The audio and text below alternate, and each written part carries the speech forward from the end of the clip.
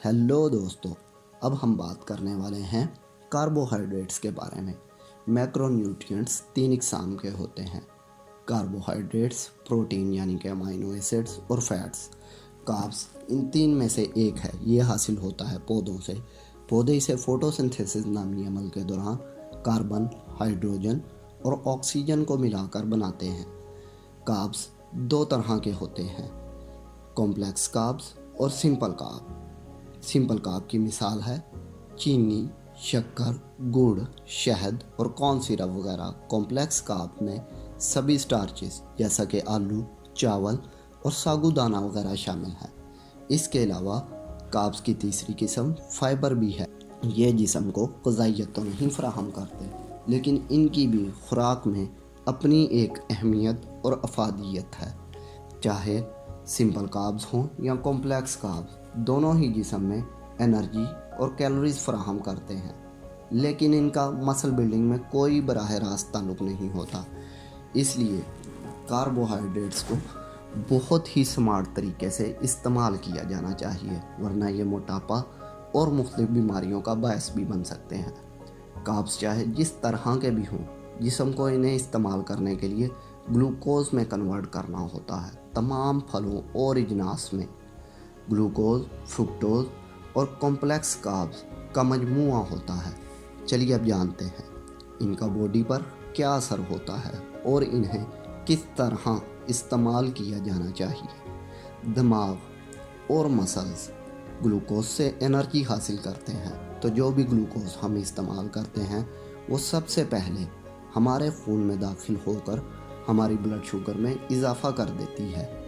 इस blood sugar को दिमाग और मसल तक पहुंचाने के लिए जिस्म में इंसुलिन नामी हार्मोन पैदा होता है, जो सारे ग्लूकोज को इसकी ज़रूरत की जगह तक पहुंचा देता है और बच जाने वाले ग्लूकोज को जिगर में जमा कर दिया जाता है, और वहां से भी जो ग्लूकोज बच जाता है वो बॉडी के फैट सेल्स के पास भेज दिया जाता है।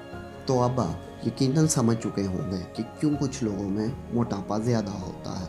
अब जाहिर है कार्ब्स अकेले मोटापे के लिए ज़िम्मेदार नहीं, लेकिन ये उसकी बहुत सी वजूहात में से एक बड़ी वजह ज़रूर है। इसके अलावा कार्ब्स का बेदरेग इस्तेमाल इंसुलिन के सिस्टम में ख़राबी का बायस भी बनता है, जिसकी वजह से डायबिटीज़ की बीमारी भी जन्म लेती है। यूँ तो डायबिटीज़ मोरोसी यानी कि जेनेटिकल भी हो सकती है, लेकिन कार्ब्स की बेहतियाती इसमें मज़ीद इजाफ़ा कर देती है।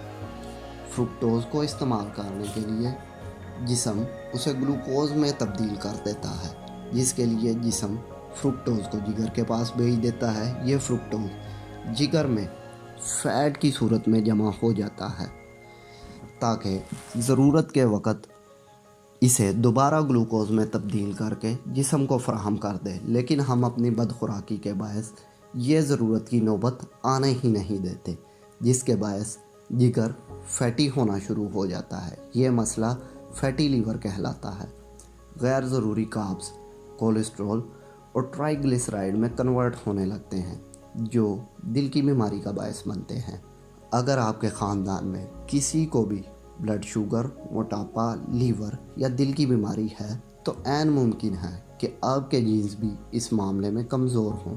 अगर ऐसा है तो पुअर जेनेटिक्स को सब्सक्राइब करें और वीडियो को लाइक करें, ताकि हम आपको कार्बोहाइड्रेट के इस्तेमाल का सही और महफूज तरीका समझा सकें।